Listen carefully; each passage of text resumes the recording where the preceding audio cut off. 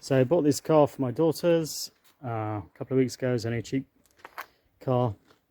Paintwork's really nice, but the bumpers are very faded, as you can see.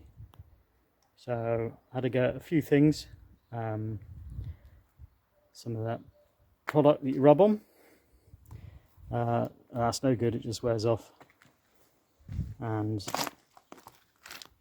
so I decided I'd use my heat gun, which I got for about £5 a few years ago from a jumble sale.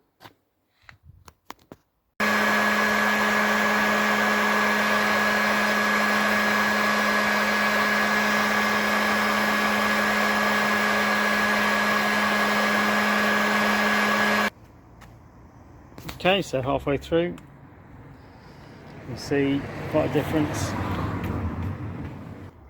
And there it is, totally done. Looks great.